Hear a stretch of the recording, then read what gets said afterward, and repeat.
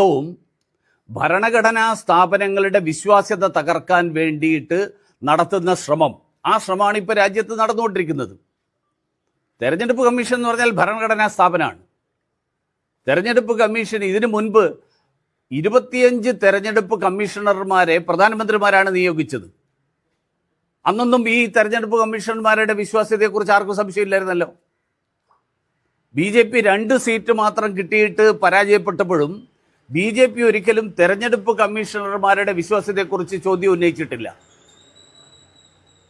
ഇവിടെ കോൺഗ്രസ് 3 തെരഞ്ഞെടുപ്പിൽ തുടർച്ചയായിട്ട് പരാജയപ്പെടുമ്പോൾ ഭരണഘടനാ സ്ഥാപനങ്ങളുടെ വിശ്വാസ്യത അടക്കം ചോദ്യം ചെയ്യുന്നു എന്ന് പറഞ്ഞു കഴിഞ്ഞാൽ ഈ രാജ്യത്തിൻ്റെ അഖണ്ഡതയെയും രാജ്യത്തിൻ്റെ നിലനിൽപ്പിനെയും അടക്കം ചോദ്യം ചെയ്യുന്ന ഒരു സമീപനത്തിലേക്കാണ് കോൺഗ്രസ് പോകുന്നത്.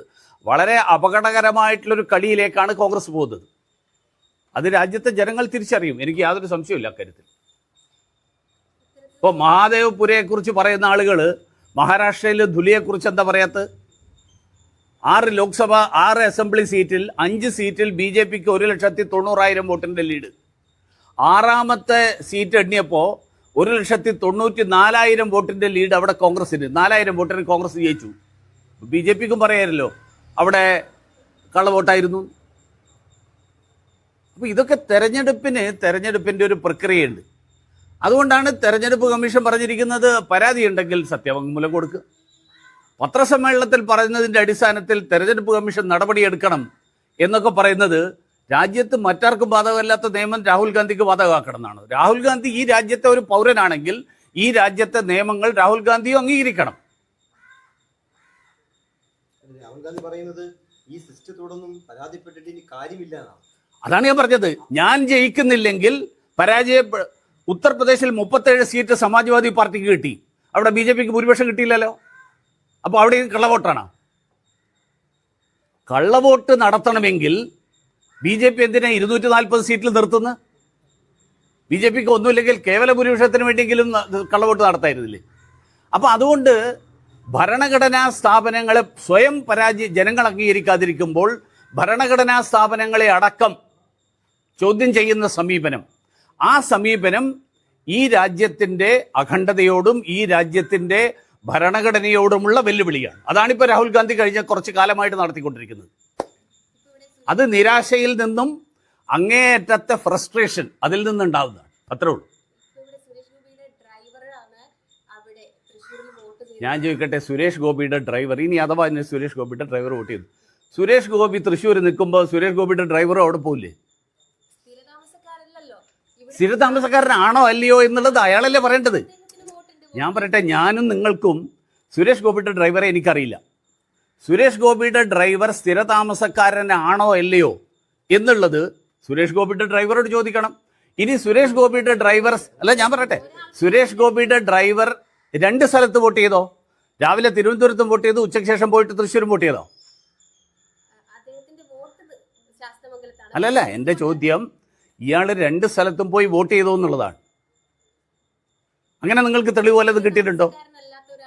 ഞാൻ ചോദിക്കട്ടെ, അതിനാണല്ലോ തെരഞ്ഞെടുപ്പ് കമ്മീഷൻ വോട്ടർ പട്ടിക പ്രസിദ്ധീകരിക്കുന്നത്. പ്രസിദ്ധീകരിച്ചതിന് ശേഷം അത് തള്ളിപ്പിക്കായിരുന്നു ആർക്കെങ്കിലും?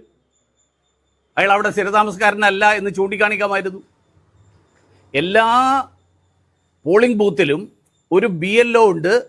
രാഷ്ട്രീയ പാർട്ടികൾക്ക് ബൂത്ത് ലെവൽ ഏജന്റുമാരുണ്ട്. അവരുടെ പണിയാണിത്.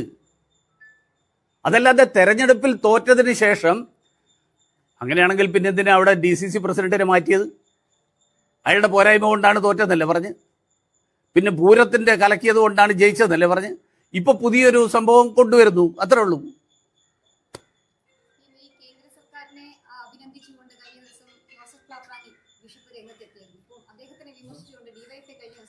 അല്ല, അതുകൊണ്ടാണ് ഞാൻ പറഞ്ഞത്, ഇവരൊക്കെ ഓരോ സമയത്ത് തങ്ങൾക്ക് ഹിതകരമായിട്ടുള്ളത് പറയുമ്പം അഭിനന്ദിക്കുകയും അല്ലാത്തത് പറഞ്ഞു കഴിഞ്ഞാൽ അധിക്ഷേപിക്കുകയും ചെയ്യുന്ന സമീപനം, ആ സമീപനം സ്വീകരിച്ചിട്ടുള്ള ആളുകളുണ്ട്. അവർ ജനാധിപത്യത്തെ അംഗീകരിച്ചിട്ടുള്ളവരല്ല.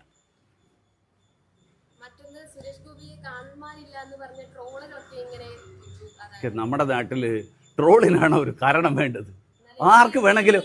കാരണം CPMന്റെ സൈബർ ആർമി, കോൺഗ്രസിൻ്റെ സൈബർ ആർമി, അവർക്ക് ട്രോൾ ഉണ്ടാക്കാൻ എത്ര സമയം വേണം? അതിനൊന്നും ചോദ്യം ചോദിക്കേണ്ട കാര്യമില്ല. സൈബർ ഇടത്ത് ആർക്കും എന്ത് വേണം പറയാം. അതിന് ചോദ്യമില്ല, ഉത്തരവില്ല, അതിന് പിന്നെ എന്താ ഒരു മാനദണ്ഡം ഇല്ല, ഒന്നുമില്ല, അത്രേ ഉള്ളൂ. അങ്ങനെയല്ല. ഇപ്പം തൃശ്ശൂര് ക്രൈസ്തവ വോട്ടുകൾ കൂടി വാങ്ങിയാണ് അദ്ദേഹം ജയിച്ചെന്ന കാര്യത്തിൽ തർക്കമില്ല. പക്ഷെ ഛത്തീസ്ഗഡിൽ ഇങ്ങനെ ഒരു സംഭവം ഉണ്ടായി. പ്രധാനമന്ത്രി പ്രതികരിച്ചു, സംസ്ഥാന പ്രസിഡന്റ് പ്രതികരിച്ചു, അങ്ങ് പ്രതികരിച്ചു. പ്രധാനമന്ത്രി അമിത്ഷാ അക്കാര്യത്തിൽ ഇടപെടുകയൊക്കെ ചെയ്തു എന്ന് നിങ്ങളൊക്കെ പറയുന്നില്ലേ? അല്ല, അക്കാര്യത്തിൽ ഇടപെടുക. ഞാൻ കണ്ടിട്ടില്ല അമിത്ഷാ ഇടപെടുന്നത്. അദ്ദേഹത്തിന്റെ സ്റ്റേറ്റ്മെന്റുകളൊക്കെ വന്നിരുന്നു. അല്ലല്ല, ഞാനൊരു സ്റ്റേറ്റ്മെന്റ്, അമിത്ഷാജിയുടെ ഏത് സ്റ്റേറ്റ്മെന്റാ വന്നത്? സംസ്ഥാന അധ്യക്ഷൻ ഇടപെടുകയും അദ്ദേഹം ഉറപ്പ് നൽകുകയെന്നൊക്കെ സംസ്ഥാന അധ്യക്ഷൻ ഇടപെട്ടു, അമിത്ഷാ ഇടപെട്ടു എന്ന് ഞാൻ കേട്ടിട്ടില്ല. കാരണം ഞാൻ ചോദിക്കട്ടെ, നീതിന്യായ വ്യവസ്ഥയിൽ അമിത്ഷാജി എങ്ങനെ ഇടപെടുക? അങ്ങനെയാണെങ്കിൽ രാജ്യത്തെ എല്ലാ സ്ഥലത്തും ആർക്ക് ജാമ്യം കൊടുക്കണ്ടെന്ന് മന്ത്രിയാണോ പറയുന്നത്? പിന്നെ എങ്ങനെ, പിന്നെ എന്താ ഇടപെടാലോ നടത്തുക? അവിടെ നിന്ന് വന്നിട്ടുള്ള ഒരു ജനപ്രതിനിധി ഒരു കാര്യം ഇതുവരെയും അല്ല, അത് അവിടുത്തെ ജനങ്ങൾ ചോദിക്കട്ടെ. അദ്ദേഹം പറഞ്ഞിട്ടില്ല എന്ന് ഞാൻ അറിഞ്ഞിട്ടില്ല. നിങ്ങൾ ആരെങ്കിലും അദ്ദേഹത്തോട് ചോദിച്ചോ? കാണാനില്ല എന്ന് പറഞ്ഞാൽ അതേ ഉള്ള സ്ഥലത്തല്ലേ പോണ്ട്. ഡൽഹിയിൽ അല്ല, ഞാൻ ചോദിക്കട്ടെ, ഡൽഹിയിൽ മാധ്യമപ്രവർത്തകരല്ലേ അവരെല്ലാം? അദ്ദേഹം എല്ലാ ദിവസവും പാർലമെന്റ് അറ്റൻഡ് ചെയ്യുന്നില്ലേ? മുഖം കൊടുക്കുന്നോ, മുഖം അല്ലാതെ വേറെ എന്തെങ്കിലും കൊടുക്കുന്നുണ്ടോ? അല്ല, ഇങ്ങനെ വേണമെന്ന് അല്ല ഞാൻ ചോദിക്കട്ടെ. അല്ലല്ല, ഞാൻ ചോദിക്കട്ടെ, അദ്ദേഹത്തിന് ജനങ്ങൾ വോട്ട് ചെയ്തു.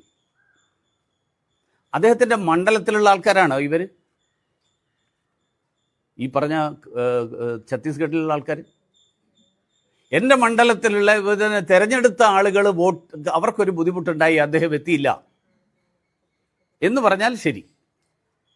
ഏതൊരു കേരളത്തിലൊരു മണ്ഡലത്തിൽ മലയാളിയായിട്ടുള്ള 2 പേർക്ക് ഒരു ബുദ്ധിമുട്ടുണ്ടായി. ആ ബുദ്ധിമുട്ടിനെ കുറിച്ച് ധാരാളം ചർച്ചകൾ ഇപ്പോഴും നടക്കുകയാണ്.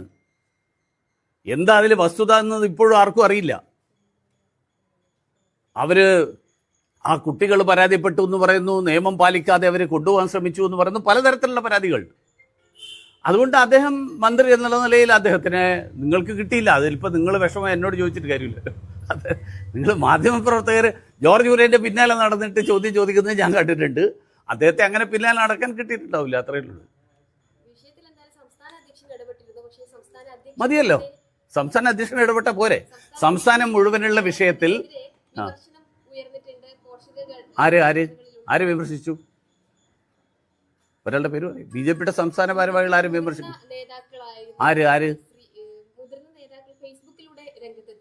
ഒരാള് പേര് ഞാൻ ഏതായാലും പറഞ്ഞിട്ടില്ല ഒന്നും. കാരണം ആ വിഷയത്തിൽ സംസ്ഥാന പ്രസിഡന്റ് ഏതാ കെ ഗോവിന്ദൻകുട്ടി? ഞാൻ എന്നോട് ചോദിക്കുമ്പോൾ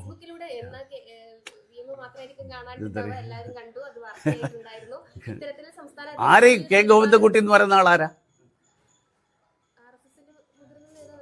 അല്ലെന്ന് എന്നോടാണോ ചോദിക്കുന്നത്? നിങ്ങളല്ലേ എന്നോട് പേര് പറഞ്ഞ്? അല്ല, ഈ RSSന്റെ മുതിർന്ന നേതാവ് എന്ന് പറഞ്ഞാൽ മുതിർന്ന എന്നുള്ള വാക്കിന് ഒരു ക്രൈറ്റീരിയ വേണ്ടേ? എന്താ പ്രായത്തിൻ്റെ അടിസ്ഥാനത്തിലാണോ? എന്തിൻ്റെയാണ് അടിസ്ഥാനം എനിക്കറിയില്ല. ഞാനതുകൊണ്ട് ഈ ആൾക്കാർ പറയുന്നതിന് ഇതൊക്കെ നിങ്ങൾ മാധ്യമ പ്രവർത്തകരുണ്ടാക്കുകയാണ്.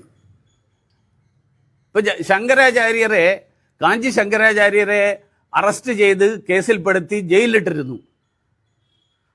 അതൊക്കെ നിയമത്തിൻ്റെ വഴിയിലൂടെ പോകില്ലേ? അതൊക്കെ സ്വാഭാവികമല്ലേ? അപ്പോൾ അതിൽ കോടതിയുടെ നിലപാടെടുക്കും, കോടതി കാര്യങ്ങൾ പറയും. പറഞ്ഞു അവർക്ക് ജാമ്യം കിട്ടി. ഞങ്ങളാരും പറഞ്ഞിട്ടില്ല കോടതി ജാമ്യം കൊടുത്തപ്പോൾ കോടതിയിൽ ഞങ്ങൾക്ക് വിശ്വാസമില്ല എന്ന്. രാഹുൽ ഗാന്ധി പറയുന്ന ശൈലിയിലാണെങ്കിൽ നമ്മൾ പറയേണ്ടത് കോടതിയിൽ ഞങ്ങൾക്ക് വിശ്വാസമില്ല എന്ന് RSS പറയണം. RSS അതിനെതിരായിരുന്നെങ്കിൽ. അല്ലല്ലോ, അങ്ങനെയൊന്നുമില്ല. ശരി, അപ്പോൾ ഇന്നത്തേക്ക് ഇത്രയും മതി.